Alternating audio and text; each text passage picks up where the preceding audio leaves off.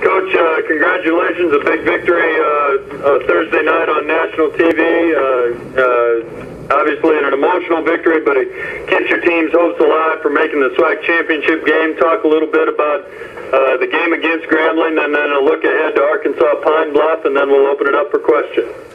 Well, my hat goes off to my coaching staff and our players. I thought we were very prepared for the football game. I felt at the time, things didn't look good when we were down 34-17, but we've been making it tough on ourselves all year, and but we were able to fight back. I can't say enough about Arvell Nelson and the character and the courage that he showed of making the interception, but yet running the guy down and coming back in the second half and playing the type of football that we know he can play.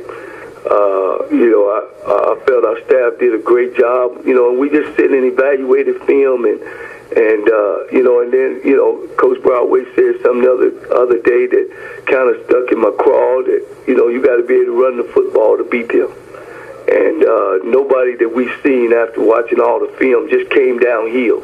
And I think that's what we did. We just came downhill and we got after them, and it was a very physical football game, and as you know, we're a great second half football team, and the rest is history.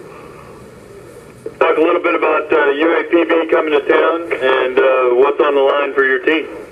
Well, of course, as big as the win was last week, a loss this week would be just as disappointing, and we put emphasis on that to our players yesterday, but I think we peaking at the right time. Winning is contagious. It's going to be up to our coaching staff to make sure that we prepare our guys, and I think we're going to do that. I think our players have totally bought in. They're the reason why we're here. But we can't go in and sleep on this team. They got a great quarterback. Monty Coleman is a super coach, and he's got a great staff. I know he's going to have them prepared. Again, we've been evaluating film, and they're a great first half football team. We can't say enough about Weber, the wideout. He's a great one. And when you got them dangerous weapons on offense, you got to be able to overcome that and make sure that you take care of those type of things on defense. And I'm thinking Coach Ramsey, he'll do a great job preparing. We'll now open it up for questions for head coach Johnnie Cole from Texas Southern. Again, *6 will unmute you to ask your question. Hey, Coach Cole, this is David Harden from the Pine Bluff Commercial. How you doing? Hey, good. You're just to talk about your team real quick. Your team's calling card seems to be defense. You run the ball pretty well. I guess defensively, what are your schemes and what do you do to teams weekly to do so well? Well, we got great schemes. We scheme according to what they like to do. We want to always take what they like to do away. And our personnel is exceptionally good. We're strong on the back end. We got 3-year starters back there. They've been together. And our front end is very good. And, I can't say enough about our linebackers. DeJuan Fulgen had a great game last week. Those guys can run. Shamari Clemens, Jashar Gaines. We got a great linebacker course. Offensively, we can run the ball exceptionally well. We've done that all year. We lead the conference in total offense as well as total defense and rushing offense. And, we come downhill. We played 4 quarters very intensely, both on the offensive side of the ball and the defensive side of the ball. To beat us, you're going to have to play 60 minutes of football. It seems like on your defense, some teams, when they're good at defense, they take one thing away, passing or running. Your team seems to do both exceptionally well. Yeah, that's from experience and preparation. And like I said, Darius Purdy and Gallo at the corners are very good corners. Our linebacker core, again, I can't say enough. The one's been starting for 4 years. Marquise Jackson on the front line and Jonathan Holland are great pass rushers. We lead the nation in tackles for loss, and when you get pressure on the quarterback, that makes it tough. And if they're staying in their rush lane, it makes it tough for them to run the football too. That way, when you're so tough up front, the offensive lineman can't block the second level, so that leaves our linebackers able to run free. I was talking to Coach Coleman earlier on this teleconference, and he said that to play spoiler is kind of the role for UAPB now. They weren't able to do it last week against Jackson State, but what are your thoughts on UAPB and what they bring? Well, I tell you, I told my football team yesterday that this team is playing to have a winning season, and don't forget that we were there one time, when we first had our winning season. And they also plan to say that we beat the best football team in the conference. So they got a lot to play for. Bojo, the quarterback, he's a good one. We're not sleeping here. We working just as hard. I met with my staff on Sunday, and we just need to turn it up one more notch, and get this game behind us. So we're not sleeping here. They got a nice tailback. Defensively, that young freshman kid at linebacker, he runs around and makes a lot of tackles. But it ain't no secret that what we got to do to win the football game. That's protect the football, very good running game, and stop the pass. Coach?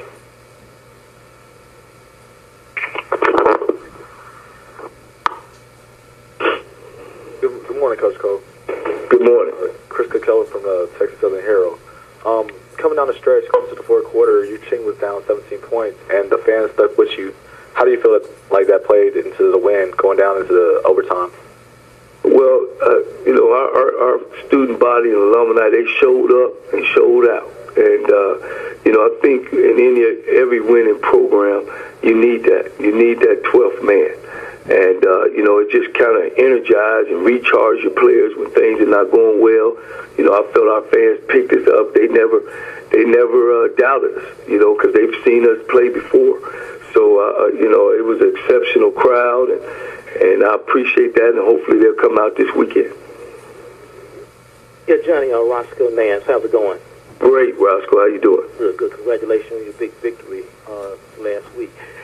Kind of express your feelings of being, this close, to winning the division. How does it feel, and how do you contain yourself without, getting ahead of yourself? Well, it's new around here, and I've got taste of defeat.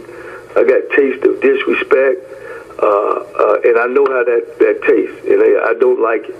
And I've been here before. I've been in championship games and won them, and I know we got to turn it up one more notch. We can't sit back and we can't let the Grambling victory go into the next game, because that's behind us. We felt like we were a better football team going into that game last year. You guys is the one that writes all the articles, but I don't know if you're looking at strength of schedule and how we've dominated all year. We've ran the ball great against everybody, but and we played great defense. So we're pretty pleased. I'm happy. I can't say that I'm not.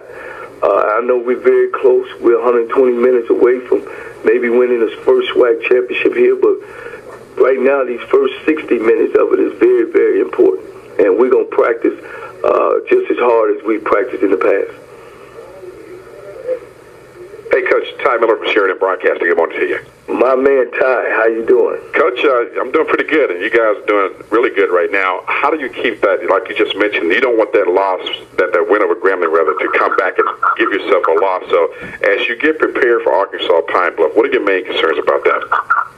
Well, the quarterback, the top wide receiver in the FCS. They got a scrappy defense. They got two nice defensive linemen up front that we feel can play with anybody in the league. And it ain't more about them as opposed to it's about us. We ran the ball 69 times last week. So 375 yards. We got to be able to repeat that. On defense, and then again on offense, we got to protect the ball. We didn't do that, and we got to do a better job of that. And that's what we'll be working on again this week. And defensively, just continue to keep them out of bad situations. If we can do that, I think we can be victorious. Hey, Coach, were you considering, going back to the game against Grambling, when Arvell in the third quarter threw that interception and when he could have ran it in, were you considering pulling him at that point? Never had. Never considered. I think it was more of my fault because I called a play. Probably should have just told him to hand the ball off and run it in. It ain't like he hadn't been doing it all year, throwing stupid interceptions like that. But no, Arvell is our guy. We don't live and die with him. I decided that back a long time ago. And, as you've seen, he came back in the second half. He's just a different type of kid I've coached. I got to make the adjustment. I got to play with the personnel that I have. And we got to live and die with him. And hopefully, he continues to get better. And don't make bad mistakes like that. Coach, you mentioned that Boudreaux might give you some problems along with the wide receiver Weber. In terms of your pass defense, though, they seem to play with an attitude. You mentioned that a couple of weeks ago, that one of the things that your defense has is a nasty attitude. Where did that come from? Well, it's come from the defense coordinator. There ain't no question. Kevin Ramsey is a mastermind of stopping people. They got the 212 degree defense. Great thing about us too on the offensive ball, we practice against them every day, and and they take pride when they talked about Jackson State's quarterback. That was a challenge. They talked about Grambling's great running back. I think he got 61 yards. I think he got 50 last year. So they answered the bell, and this week we tell them they got the best wide receiver in the nation that's coming in here stat-wise, and a great quarterback. So that's going to be a challenge for them.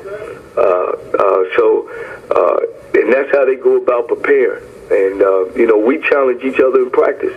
So we have some, our practices are short, but they're high intense. And we've been doing that all year. We get on the field and get off. And I think it's a carryover to the game. And finally, Coach, you had these 10 days to get ready for Arkansas Pine Bluff. How much has that helped your team? It's almost like a bye week in a sense. Without a doubt. Like I said, the Grambling game was a very physical football game. And it's going to gave our guys a chance, an opportunity to heal 2 or 3 days. So even though it was a quick game on Thursday, coming out with that victory really helped us get back healthy for this Pine Bluff game.